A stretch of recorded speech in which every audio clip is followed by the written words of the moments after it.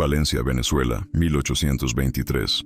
En los surcos espesos de las haciendas cacaoteras, donde el olor a cacao fermentado se mezclaba con el miedo a la bancarrota, el coronel Joaquín Mendoza de la Torriente y su esclava y administradora de confianza, Esperanza Caraballo, sellaron un acuerdo capaz de helar la sangre, subastar en secreto, al mejor postor, el futuro matrimonial de las 3 niñas mestizas del propio coronel.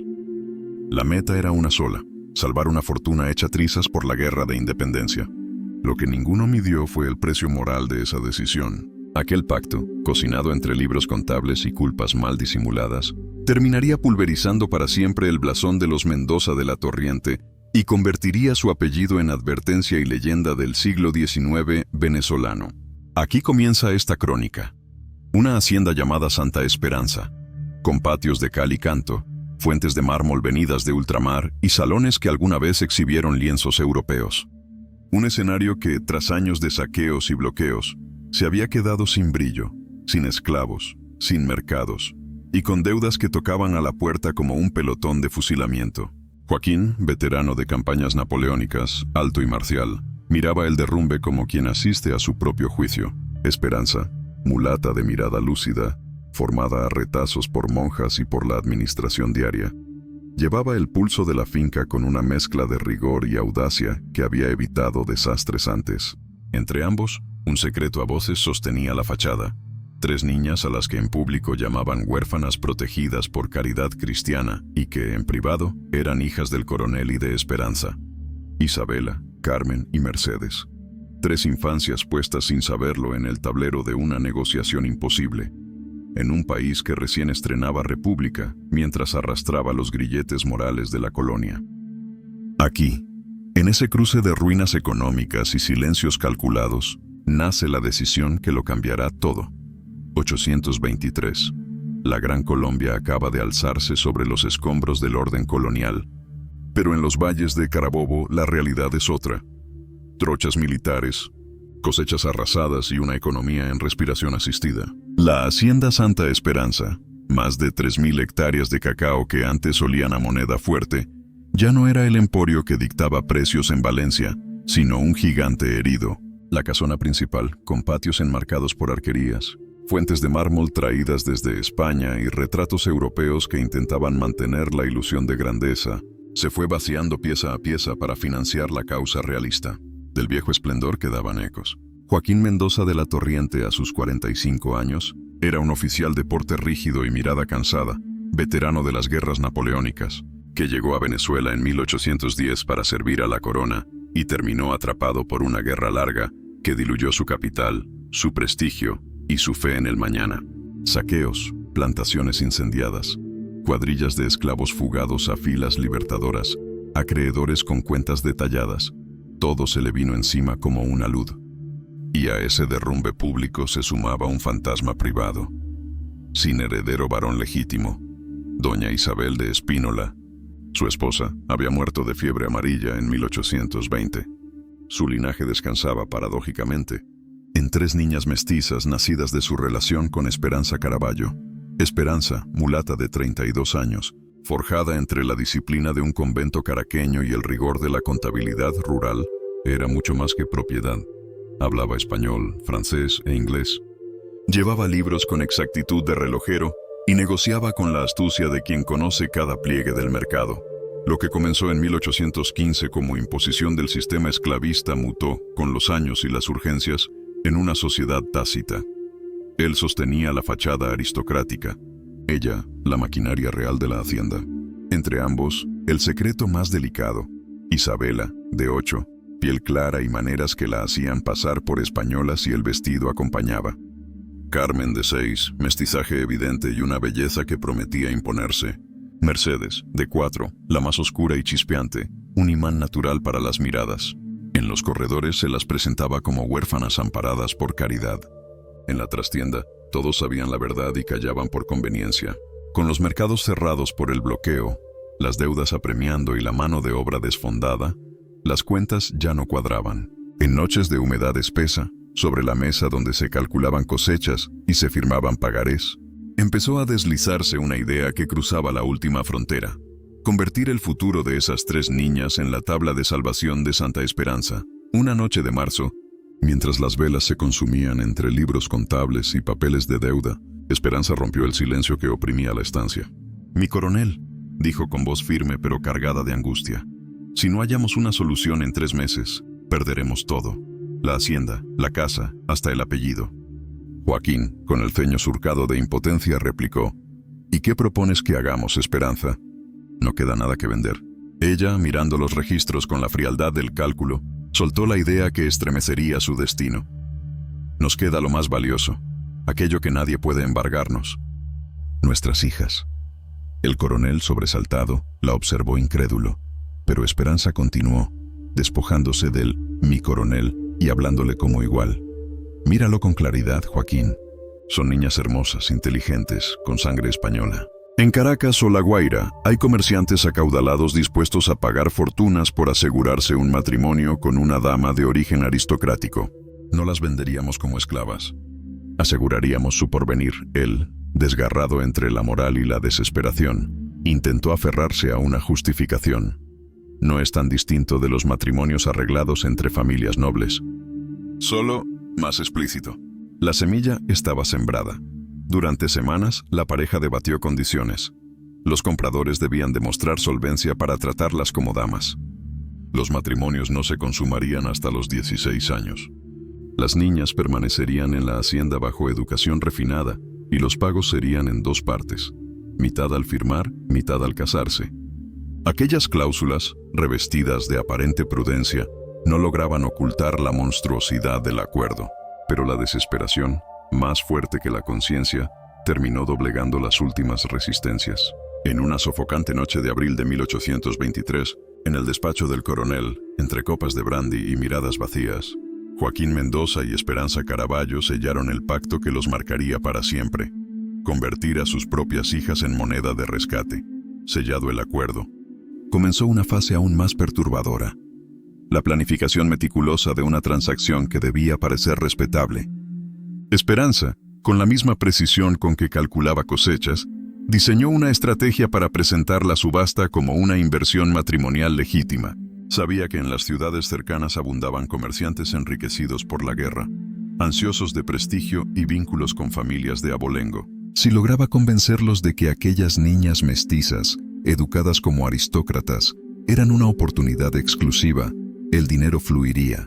Durante días repasó nombres, fortunas y reputaciones. Finalmente, seleccionó a 6 hombres con solvencia comprobada y discreción conveniente. Entre ellos, destacó don Sebastián Herrera, importador valenciano, viudo y dueño de amplias propiedades. Don Ricardo Salcedo, armador de barcos mercantes entre La Guaira y las Antillas. Y don Fernando Castillo, empresario de minas de oro en Miranda, enriquecido durante el conflicto. Cada uno representaba una posible tabla de salvación.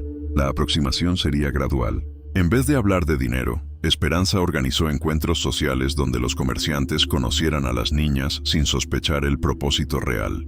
Las llevaba a las ferias dominicales vestidas como pequeñas damas, encajes blancos, lazos de seda, modales impecables. Los hombres quedaban cautivados por su gracia y refinamiento. «¡Qué obra de caridad admirable la del coronel!», murmuraban, ignorando la tragedia incubada. Con cada visita, Esperanza tomaba nota de reacciones, preferencias y comentarios. Isabela despertaba admiración por su inteligencia precoz y piel clara. Carmen fascinaba con su belleza serena. Mercedes, con su vivacidad. Poco a poco la idea del compromiso anticipado fue tomando forma. Cuando la madre creyó medir el interés de don Sebastián, concertó una reunión privada. Con voz templada y expresión calculada, reveló la propuesta: contratos matrimoniales futuros, pagos en oro y garantías ante notario. Al principio hubo sorpresa, luego curiosidad y finalmente aceptación. El destino de las niñas estaba sellado. La negociación con don Sebastián fue el primer paso hacia la catástrofe. Sentado frente a Esperanza en la sala de su residencia valenciana, el comerciante escuchó cada detalle con la frialdad de quien analiza una inversión. Ella explicó que no se trataba de una venta, sino de un acuerdo de compromiso, con respaldo legal, donde el dinero garantizaría educación, dote y futuro. Isabela, dijo, por su edad y refinamiento, tiene un precio de 2,000 pesos de oro. Carmen, por su belleza singular, 1,800. Y Mercedes, la menor, 1,000. sumas colosales para la época, pero que el coronel necesitaba para borrar las deudas que amenazaban con devorar su hacienda. Don Sebastián pidió garantías. ¿Qué asegura que cumplirán?, preguntó con tono pragmático. Contratos ante notario, testigos y visitas regulares, respondió Esperanza. Usted podrá supervisar la educación de su futura esposa. Aquella misma noche, Esperanza regresó a Santa Esperanza con una mezcla de alivio y vértigo. Joaquín la esperaba con un vaso de brandy y los ojos perdidos. ¿Y bien?, aceptó. Solo falta formalizar los documentos. El coronel asintió, sintiendo el peso de su decisión hundirse como plomo en el pecho. Semanas después, la lista de interesados estaba completa. 6 hombres de fortuna, cada uno dispuesto a pagar por el derecho exclusivo sobre una niña. Esperanza organizó la subasta con precisión militar. El 15 de junio de 1823, en el salón principal de la posada El Cóndor Dorado, bajo el pretexto de una reunión de inversiones postguerra. El lugar fue preparado con mesas de caoba, cortinas de terciopelo y brandy importado. Para dar apariencia de trato respetable, nadie en Valencia imaginaba que esa velada, envuelta en elegancia y silencio cómplice, sería recordada como la subasta más aberrante de la historia venezolana. Allí, entre sonrisas y cálculos, 3 niñas inocentes serían convertidas en contratos y oro. Llegó el domingo 15 de junio de 1823. Bajo la excusa de un encuentro de negocios, 6 hombres poderosos se congregaron en el salón iluminado de la posada El Cóndor Dorado. La atmósfera era solemne, velas perfumadas, sillas tapizadas en terciopelo rojo, copas de cristal y una mesa central donde se firmarían los acuerdos más impíos jamás concebidos. Esperanza, vestida con discreción pero porte firme, dirigía la escena como maestra de ceremonias. Entre los presentes, don Sebastián Herrera de Valencia, don Ricardo Salcedo de La Guaira, don Fernando Castillo de Miranda, don Manuel Ugarte de Coro, don Antonio Bermúdez de Maracaibo y don Gabriel Osorio de Caracas. Todos habían recibido indicaciones precisas y sabían que aquella reunión ofrecía algo más que simples inversiones agrícolas. La oportunidad de poseer el futuro de 3 niñas. En el momento más inquietante, Esperanza hizo ingresar a Isabela, Carmen y Mercedes. Vestidas como pequeñas damas, con trenzas adornadas y vestidos de encaje, las niñas obedecieron sin comprender el trasfondo. Hicieron reverencias impecables y respondieron con inocencia a las preguntas de los hombres. ¿Sabes tocar algún instrumento, Isabela?, preguntó don Sebastián. Sí, señor, contestó la niña de 8 años. Toco piano y guitarra, y estoy aprendiendo arpa con las hermanas del convento. Las miradas de aprobación recorrieron el salón. Los hombres sonrieron satisfechos. El coronel bebió en silencio. Esperanza sintió un nudo en el pecho. Cuando las pequeñas fueron retiradas, comenzó la subasta. Esperanza anunció con voz firme: Señorita Isabela Mendoza de la Torriente. Precio inicial, 2,000 pesos de oro. Las ofertas se elevaron como dagas. 2,500. 2,800. Hasta que don Sebastián cerró la puja en 3,000 pesos. Siguió Carmen, cuyo precio alcanzó 2,200 tras una batalla entre don Manuel y don Antonio. Finalmente, Mercedes, la menor, fue adjudicada a don Gabriel por 1,800 pesos. Cuando la última firma selló los contratos, la hacienda había recuperado su solvencia. Pero la familia había vendido su alma. El éxito financiero fue inmediato. 9,000 pesos de oro fluían hacia las arcas de Santa Esperanza, suficientes para saldar deudas y evitar el embargo. Pero mientras los números se alineaban, algo invisible se quebraba. Joaquín Mendoza, que había firmado cada contrato con mano temblorosa, sintió una mezcla de alivio y vergüenza que lo desveló durante noches enteras.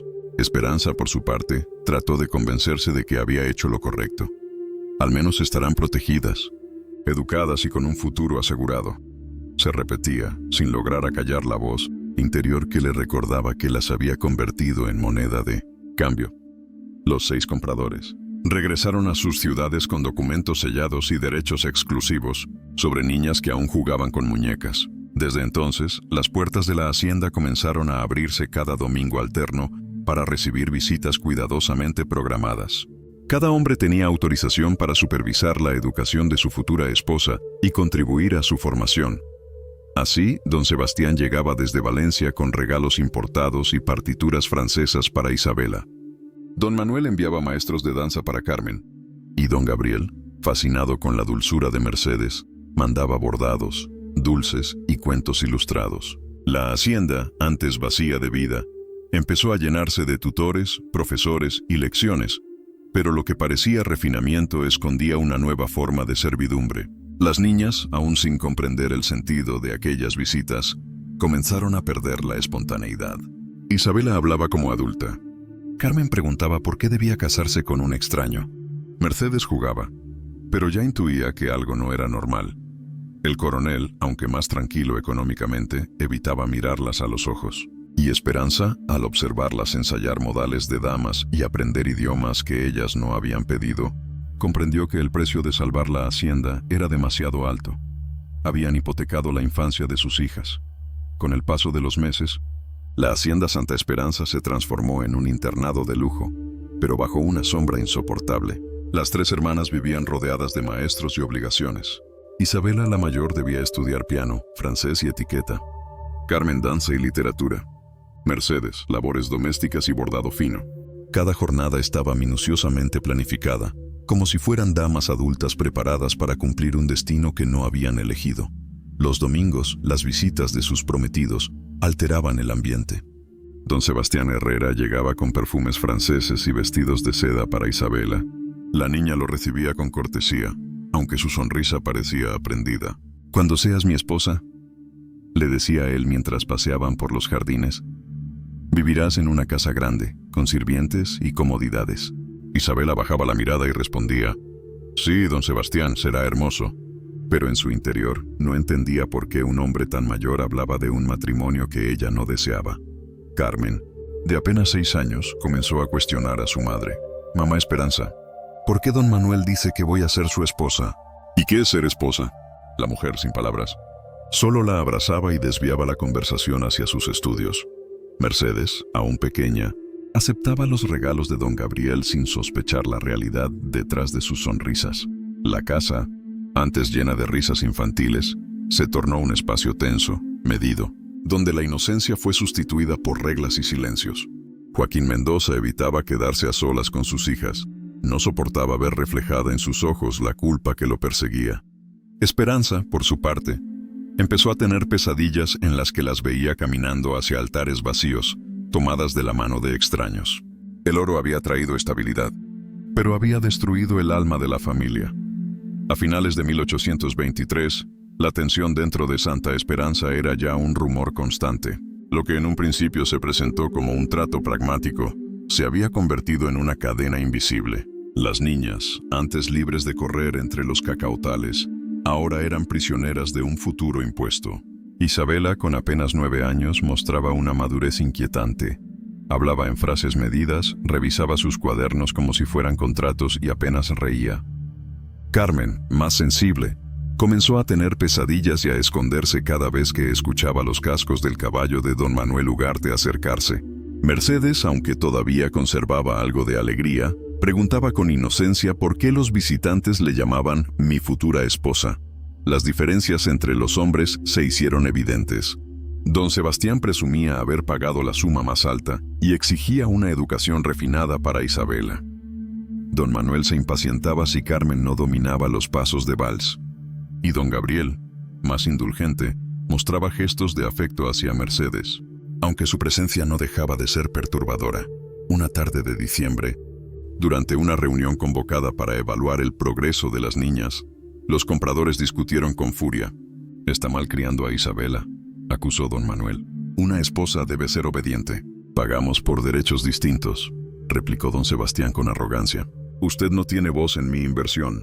La palabra inversión cayó como un golpe. Incluso Esperanza sintió el escalofrío de entender, sin evasivas, que sus hijas eran vistas como propiedad. Esa noche, mientras el coronel intentaba concentrarse en los libros contables, Esperanza rompió a llorar. «Joaquín, ¿qué hemos hecho?», susurró. «Las convertimos en mercancía». Él, con la mirada perdida, solo pudo responder: «Ya no hay retorno. Solo podemos rezar porque algún día nos perdonen». El nuevo año, 1824, trajo consigo la fractura definitiva. Una mañana de enero, durante la visita habitual de don Manuel Ugarte, ocurrió lo impensable.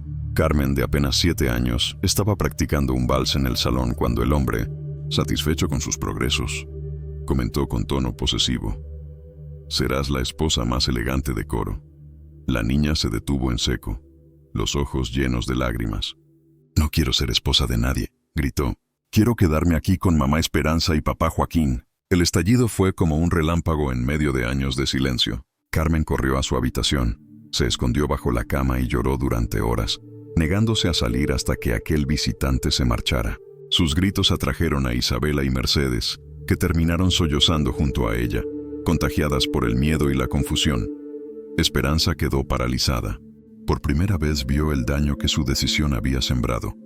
3 niñas atrapadas entre contratos y promesas que no entendían. Esa noche frente al coronel, sus palabras fueron un susurro de culpa.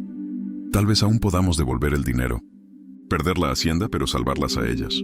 Joaquín, vencido por la desesperanza, negó con la cabeza. Ya es tarde, Esperanza. El oro fue gastado, las deudas saldadas. Si rompemos los contratos, no solo perderemos todo, seremos encarcelados. Ella no respondió. Sabía que decía la verdad. Pero también comprendió que habían cruzado una frontera moral sin retorno. Los días siguientes, Carmen evitó las clases. Isabela comenzó a enfermar de nervios, y Mercedes preguntaba una y otra vez por qué sus futuros esposos les causaban tristeza. El brillo de la hacienda, restaurado por el dinero, contrastaba con la oscuridad que reinaba dentro de sus muros. La crisis emocional de Carmen fue el inicio del derrumbe. Su llanto, extendido durante noches, hizo eco en cada rincón de la hacienda y despertó miradas curiosas entre los sirvientes. Los rumores comenzaron a correr por los valles de Carabobo. Visitas frecuentes de hombres adinerados, niñas educadas como damas de sociedad, reuniones privadas con el coronel. Valencia, siempre atenta a los escándalos, empezó a murmurar. Para febrero de 1824, las habladurías habían llegado a los salones aristocráticos. Doña Josefina Herrera de Blanco, prima de don Sebastián, preguntó en una cena: ¿Qué te ata tanto a esa hacienda en ruinas, Sebastián? ¿Y qué es eso de que llamas prometida a una niña? El comerciante, nervioso, balbuceó evasivas que solo aumentaron las sospechas. Poco después, fragmentos de información llegaron al padre Miguel Torrealba, párroco de la Catedral de Valencia, conocido por su integridad y su rigor moral. Al escuchar que menores de edad estaban comprometidas mediante pagos, decidió intervenir. Un domingo de marzo, sin previo aviso, apareció en la hacienda Santa Esperanza con su sotana polvorienta y una autoridad que no admitía discusión. Coronel Mendoza, anunció. He recibido denuncias sobre contratos matrimoniales que involucran a 3 niñas bajo su tutela. La iglesia exige una explicación. Joaquín intentó mantener la compostura. Padre, no hay nada indebido, solo acuerdos para asegurar su futuro. El sacerdote, con mirada severa, respondió: acuerdos que incluyen dinero no son bendiciones, sino comercio. Y comerciar con niñas es pecado grave ante Dios y delito ante la ley. Consciente de que el escándalo podía estallar, Esperanza bajó la cabeza. La visita del padre Torrealba sería la chispa que encendería la tormenta judicial más grande que Valencia recordaría. La investigación eclesiástica comenzó de inmediato. El padre Torrealba, meticuloso y decidido, interrogó a sirvientes, revisó registros contables y reunió testimonios. Muy pronto confirmó lo que temía. Los contratos existían, firmados ante notario, con sumas exorbitantes y cláusulas que trataban a las niñas como bienes negociables. Convocó al coronel y a Esperanza a una entrevista formal en la capilla de la hacienda. «Hijo mío», dijo al coronel con voz grave, «lo que habéis hecho es una afrenta contra Dios.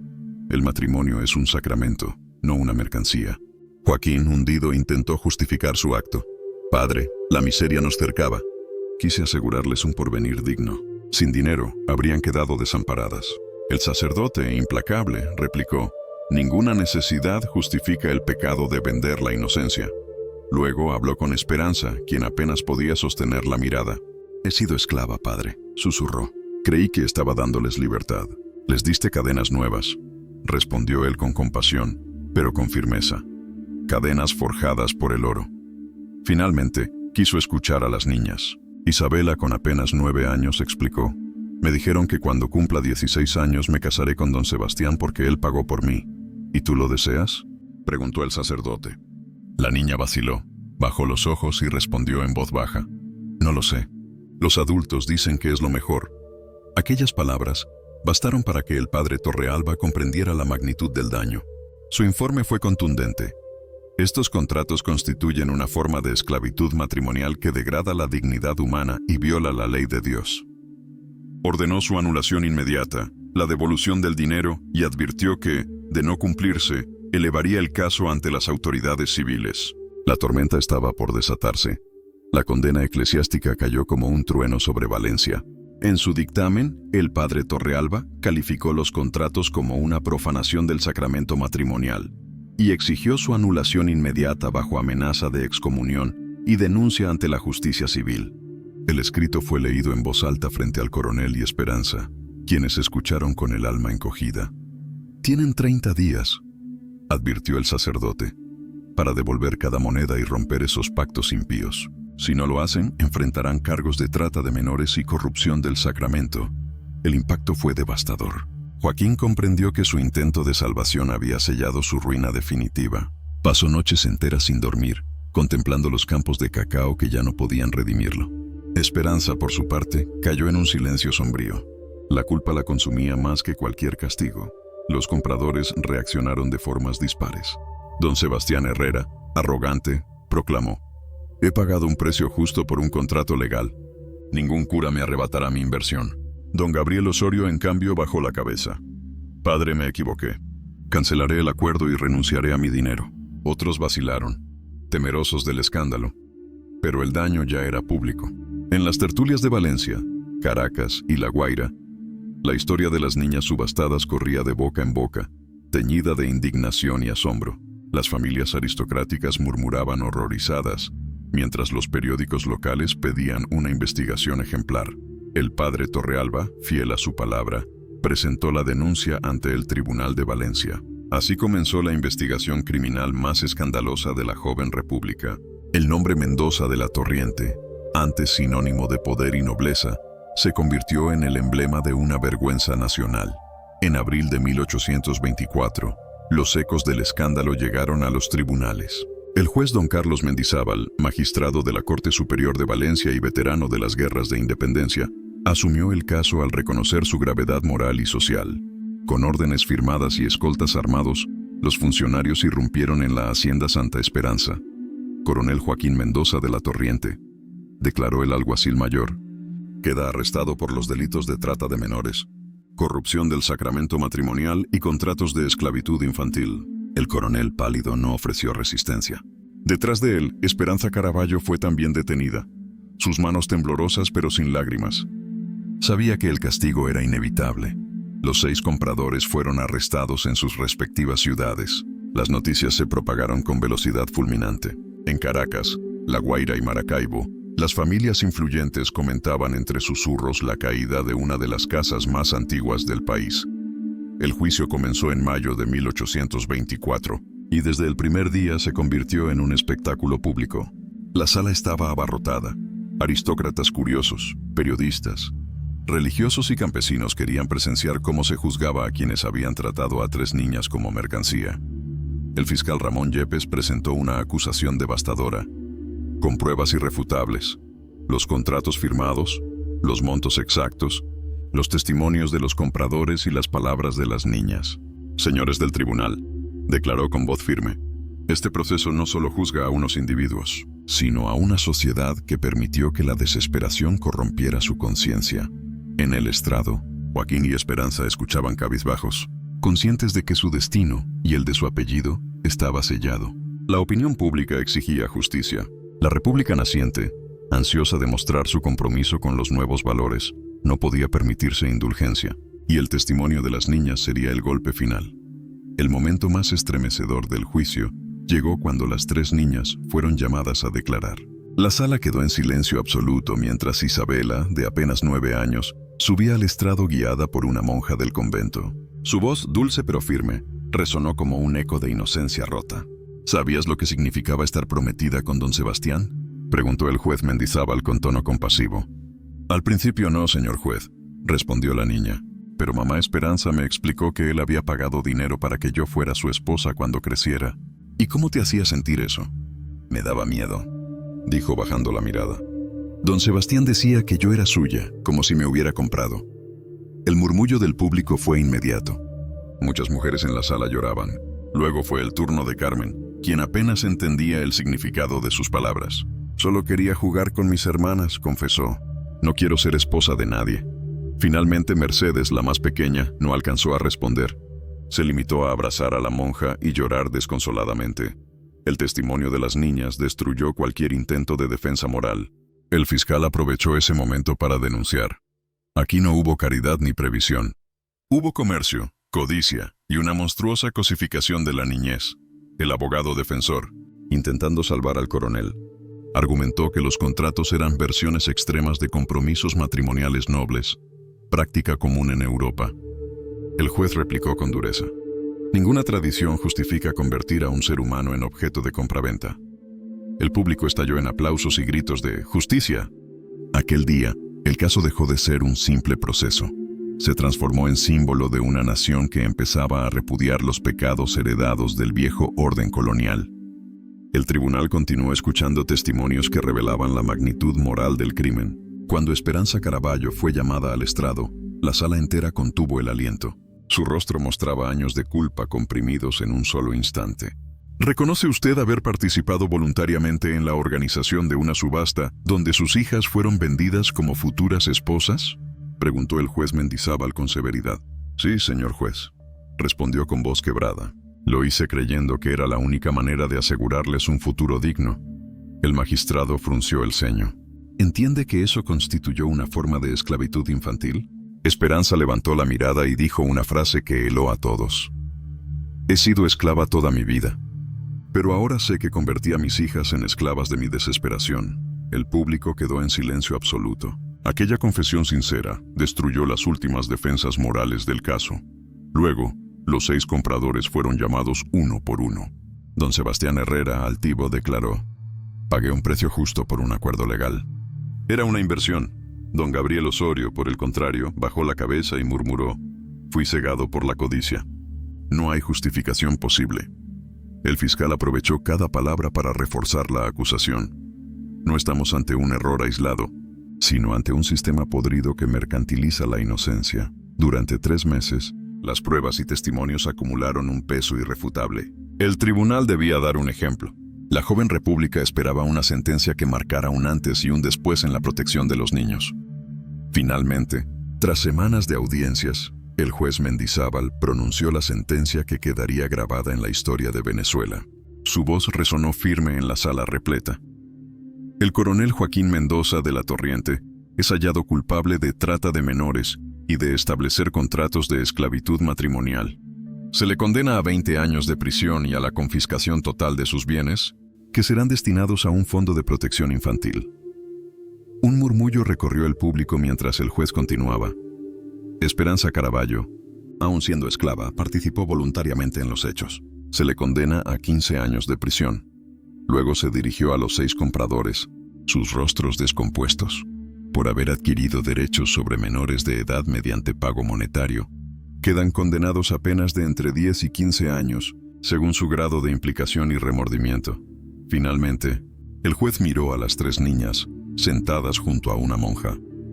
Isabela, Carmen y Mercedes Mendoza de la Torriente, víctimas inocentes de un acto abominable, serán puestas bajo custodia del convento de Santa Teresa en Caracas, donde recibirán educación, protección y afecto hasta alcanzar la mayoría de edad. Un silencio reverente se apoderó de la sala. Muchos lloraban. La sentencia no solo castigaba a los culpables, sino que también sentaba las bases de una nueva conciencia moral.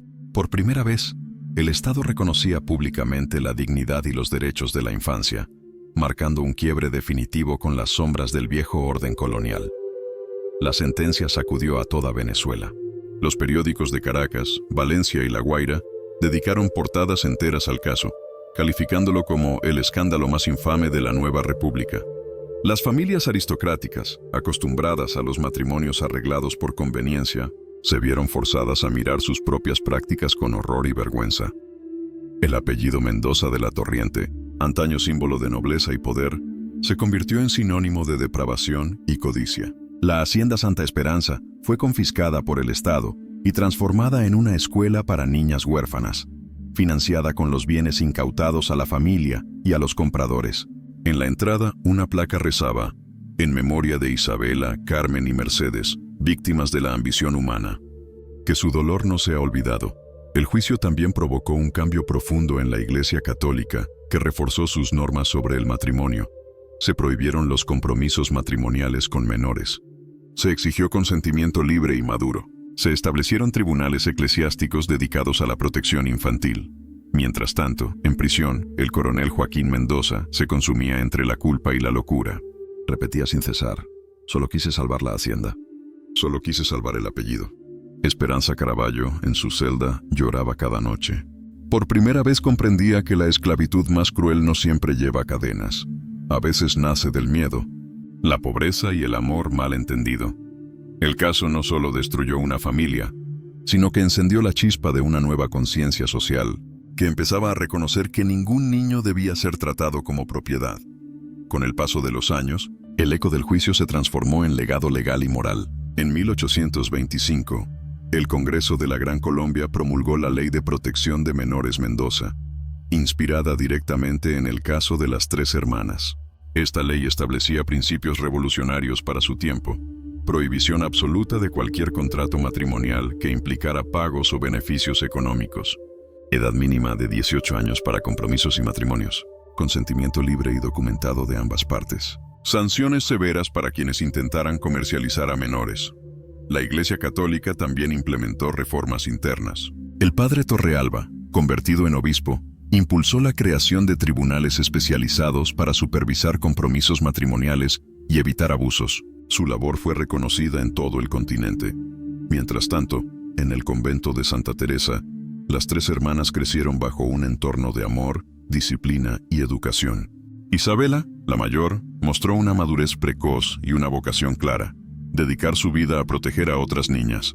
Carmen desarrolló un talento excepcional para la música y la escritura, plasmando sus recuerdos en un manuscrito titulado Memorias de una niña subastada. Mercedes, la más pequeña, encontró consuelo en la fe, sintiendo el llamado de servir como religiosa. El caso Mendoza ya no era solo un escándalo. Se había convertido en símbolo de justicia, en advertencia y enseñanza para toda una generación. La sociedad venezolana comenzaba, poco a poco, a reconocer que la infancia merecía no solo cuidado, sino dignidad y voz propia. En 1831, tras 7 años de encierro, el coronel Joaquín Mendoza de la Torriente murió en prisión, consumido por la culpa y la soledad. Según los informes del penal, pasó sus últimos meses escribiendo cartas a sus hijas, repitiendo incansablemente: solo quise salvar la hacienda, solo quise salvar el apellido. Ninguna de esas cartas llegó a destino. Esperanza Caraballo fue liberada en 1832 por buena conducta, luego de cumplir 8 años de condena. Se trasladó a Nueva Granada, donde trabajó bajo otro nombre como contadora en una hacienda cafetera. En cartas enviadas secretamente al convento, confesó su profundo arrepentimiento. Creí actuar por amor y por miedo, pero convertí a mis hijas en lo mismo que quise evitar: esclavas de mi desesperación. De los 6 compradores, solo 3 sobrevivieron a la cárcel. Don Gabriel Osorio, profundamente transformado, dedicó su vida a la caridad y fundó varios orfanatos en Caracas y Valencia. Don Sebastián Herrera, arrogante hasta el final, salió libre en 1839, pero vivió exiliado en Europa, despreciado por todos. Don Ricardo Salcedo murió en prisión, víctima de la enfermedad y la tristeza. Mientras tanto, las hermanas Isabela, Carmen y Mercedes florecían en el convento de Santa Teresa. A los 19, 17 y 15 años respectivamente, se habían convertido en jóvenes instruidas y conscientes de su historia. Su sufrimiento se transformó en propósito: ser voz de las niñas sin voz. El caso que una vez simbolizó la vergüenza de un país, ahora germinaba como semilla de cambio y esperanza. En 1834, la joven Isabela Mendoza de la Torriente, ya de 19 años, concedió una entrevista al periódico El Venezolano, donde declaró con firmeza: no me casaré jamás. He visto lo que ocurre cuando los adultos convierten a los niños en propiedad.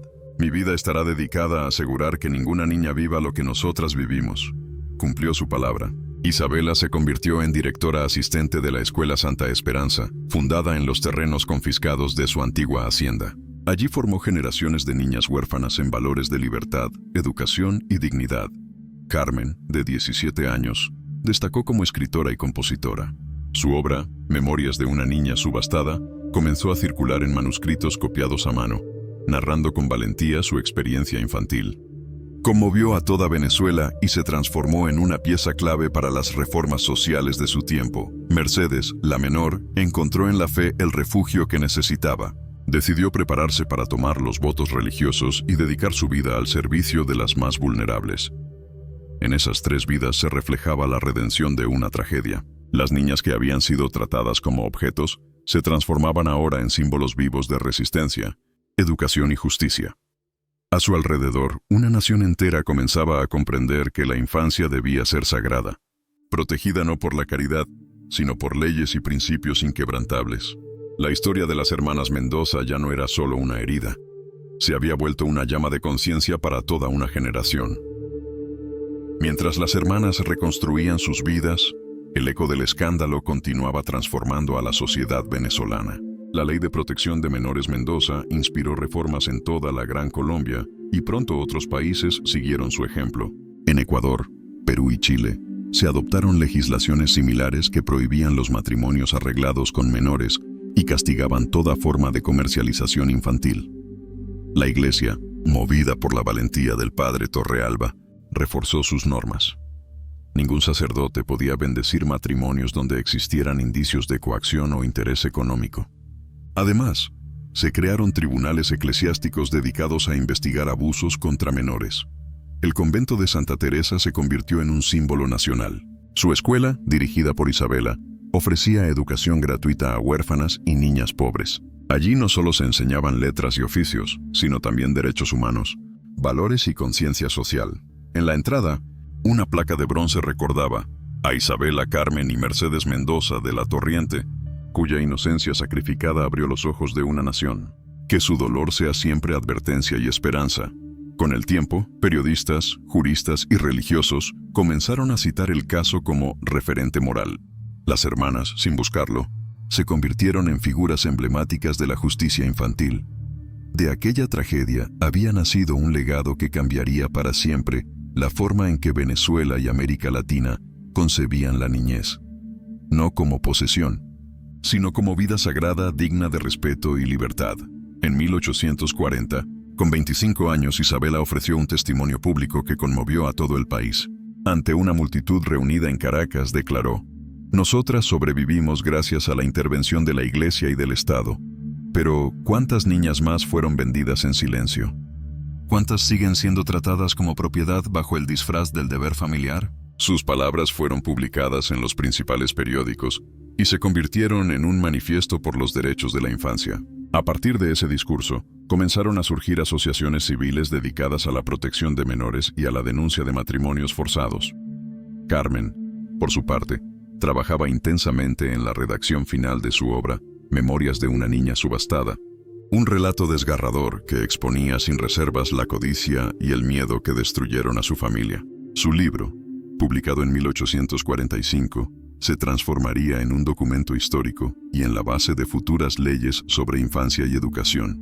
Mercedes, con una fe profunda, tomó los votos en el mismo convento donde había crecido. Desde allí dedicó su vida a la enseñanza y al cuidado de niñas abandonadas, viendo en cada una de ellas un reflejo de su propia historia. A través de sus caminos distintos, las 3 hermanas compartían un mismo propósito: que su dolor no fuera inútil. La tragedia que las marcó en la infancia se había convertido en un faro que iluminaba el camino hacia una sociedad más justa y compasiva. El legado de las hermanas Mendoza trascendió las fronteras venezolanas. Periódicos de Bogotá, Lima, Buenos Aires y Madrid publicaron artículos sobre el caso, describiéndolo como una advertencia para las jóvenes repúblicas americanas. En debates parlamentarios, políticos y juristas citaban el ejemplo de Venezuela como modelo de legislación moral. La Ley de Protección de Menores Mendoza fue adoptada como referencia en múltiples países, estableciendo principios que más tarde inspirarían los primeros códigos civiles latinoamericanos. El mensaje era claro: ningún contrato o tradición podía estar por encima de la dignidad humana. En Venezuela, cada 15 de junio, fecha de la infame subasta, se instauró el Día Nacional de Protección de la Infancia, recordando a Isabela, Carmen y Mercedes como mártires involuntarias de la codicia adulta. La Escuela Santa Esperanza se expandió y se convirtió en una institución reconocida internacionalmente. Allí, además de educación académica, se enseñaban valores éticos, autodefensa emocional y derechos humanos. Era un refugio para niñas vulnerables y un símbolo del renacimiento moral del país. El obispo Torrealba, ya anciano, visitaba con frecuencia la escuela. Cada vez que cruzaba el umbral leía la inscripción en la entrada y murmuraba: «Su sacrificio cambió el curso de nuestra historia». Así, las voces de 3 niñas que un día fueron silenciadas se transformaron en clamor de justicia para generaciones futuras.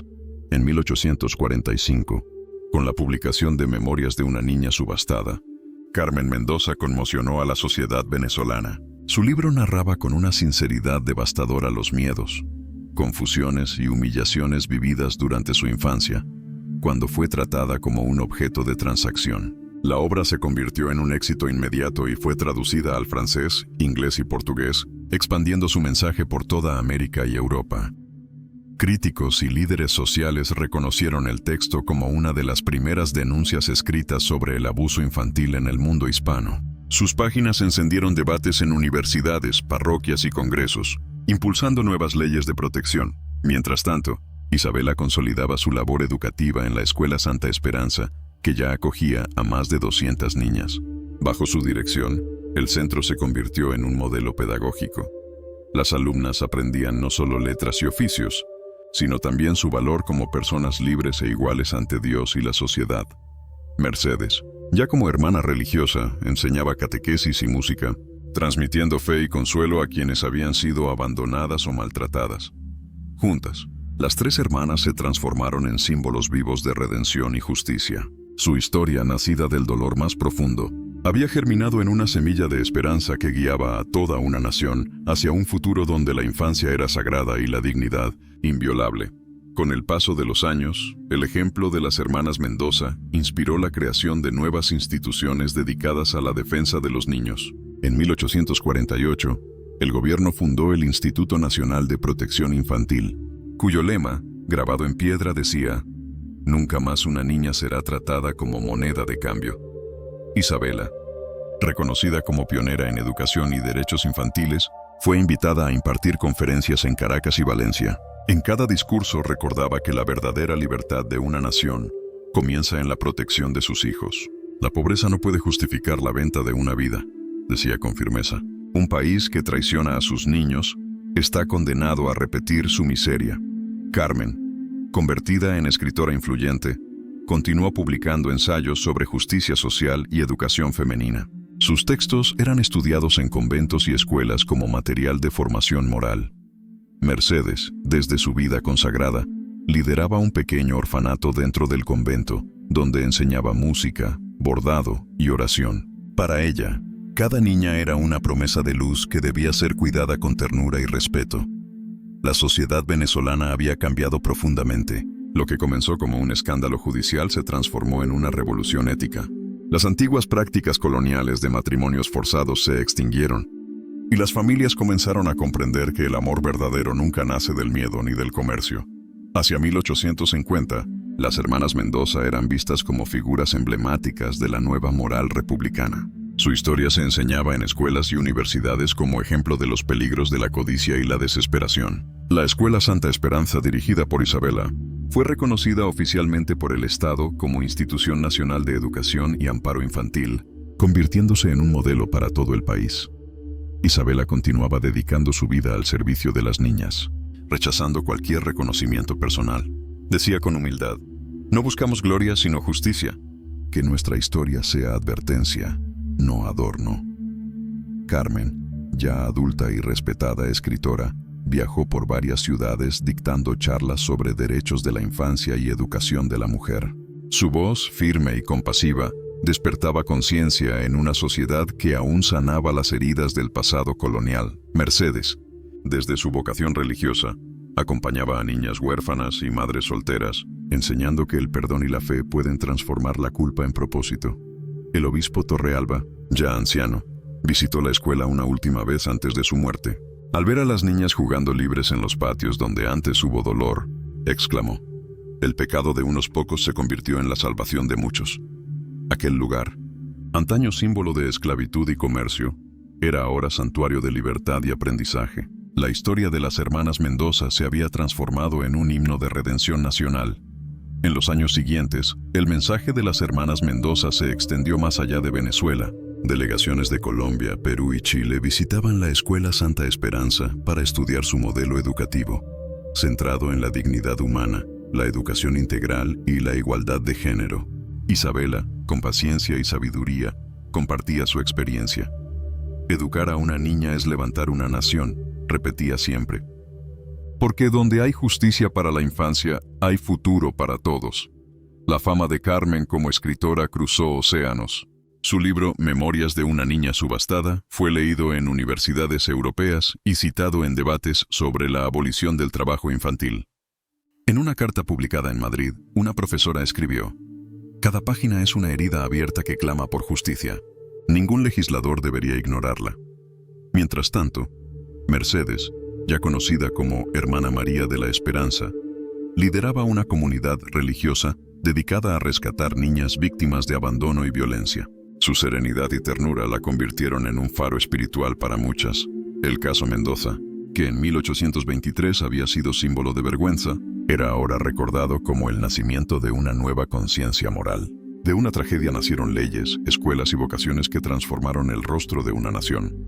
Y en cada aula, en cada convento, en cada ley firmada, el nombre de Isabela, Carmen y Mercedes resonaba como promesa de un nunca más.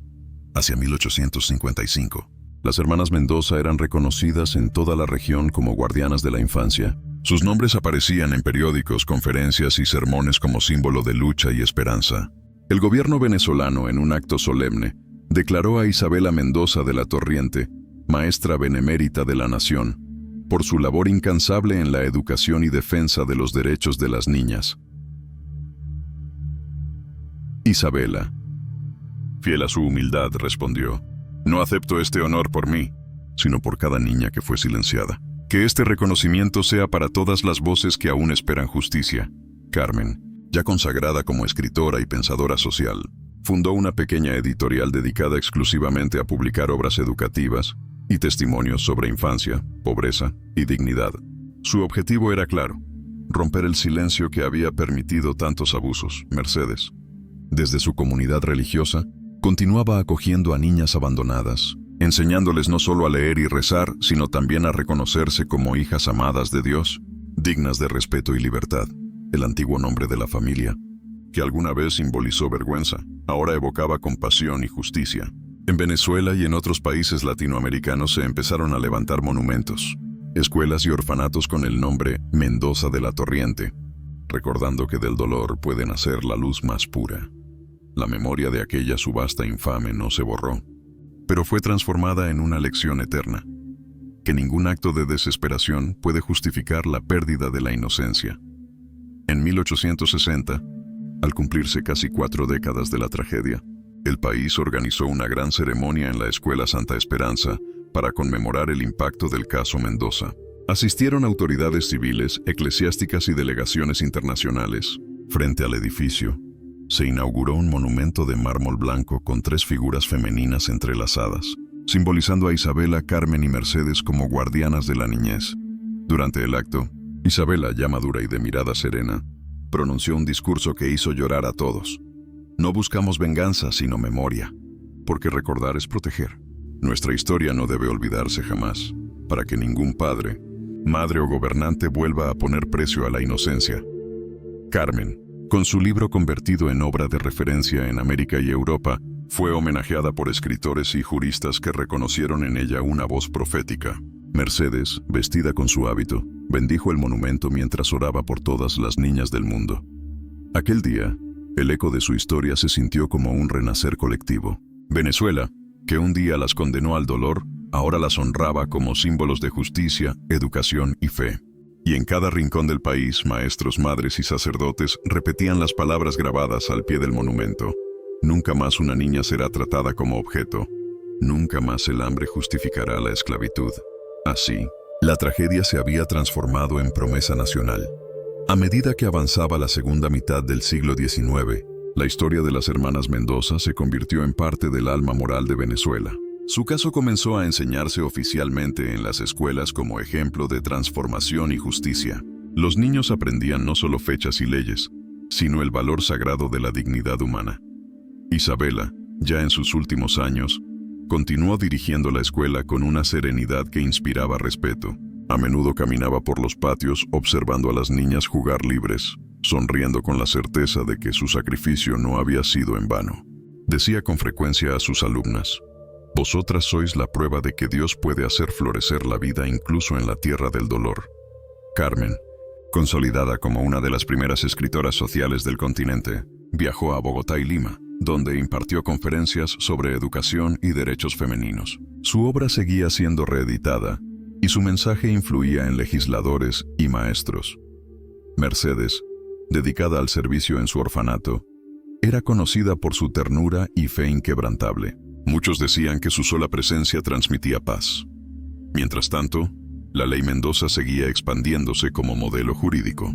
En 1870, Chile y Perú la adoptaron con modificaciones locales. Así, lo que había nacido como una tragedia personal se había convertido en herencia continental, demostrando que incluso el horror puede ser raíz de redención cuando la verdad se abraza con valentía. En 1872, el gobierno venezolano decretó la creación del Ministerio de Protección de la Infancia y la Mujer, inspirado directamente en el legado de las hermanas Mendoza. En el acto inaugural, un ministro citó sus nombres y afirmó: «Ellas transformaron la vergüenza en justicia, la esclavitud en libertad, la ignorancia en educación». Este ministerio nace gracias a su ejemplo. Isabela, ya retirada de la dirección de la escuela, asistió al evento acompañada de Carmen y Mercedes. Fue recibida con aplausos y lágrimas de gratitud. Aquel día comprendió que su historia no solo había marcado a su generación, sino que se había convertido en una columna moral de la nación. Carmen, con su cabello ya entrecano, recibió un homenaje literario en la Universidad Central. Sus escritos fueron declarados Patrimonio Cultural y su figura, reconocida como precursora del pensamiento social venezolano. Mercedes, serena y silenciosa, siguió dedicada a su comunidad religiosa hasta el final de sus días, dejando tras de sí una generación de niñas que aprendieron que la fe puede sanar lo que el mundo destruye. La antigua Hacienda Santa Esperanza era ahora un vasto complejo educativo, con aulas, jardines y talleres. Allí donde una vez hubo llanto, ahora resonaban risas y cantos. Cada piedra del lugar contaba la historia de 3 niñas que, arrancadas de su infancia, lograron redimir a un país entero.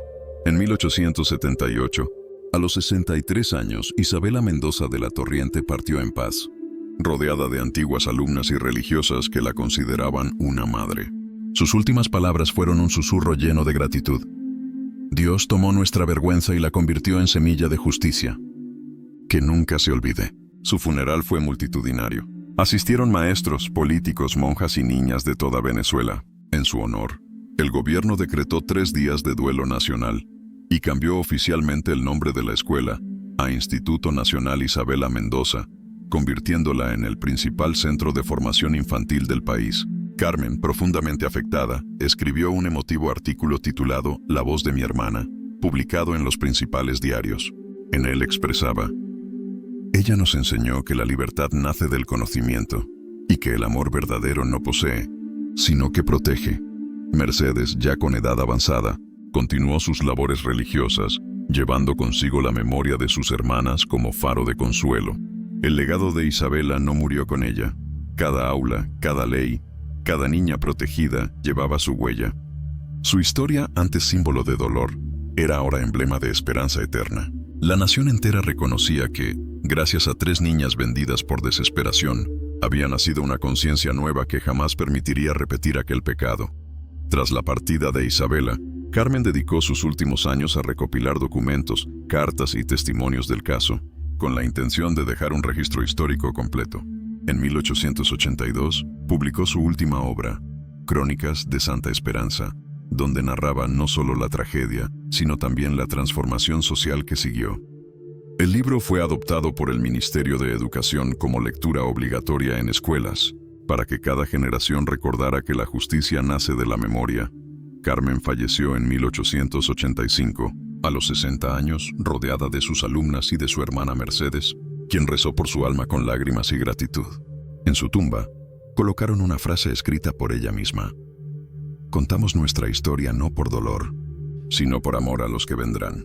Mercedes, la última sobreviviente, vivió hasta 1890, entregada a su labor pastoral. Murió en paz, con la certeza de haber cumplido la misión divina de transformar el sufrimiento en servicio. Tras su muerte, la Orden de Santa Esperanza, fundada por ella, continuó su labor de acogida y educación.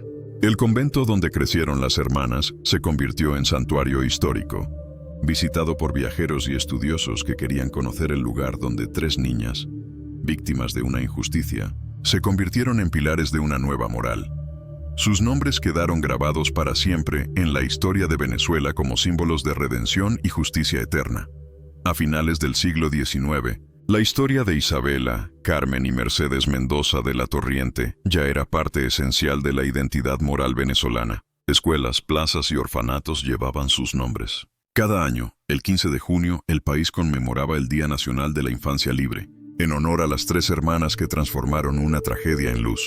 Historiadores, juristas y religiosos coincidían en que el caso Mendoza había marcado un antes y un después, no solo en las leyes, sino en la conciencia colectiva.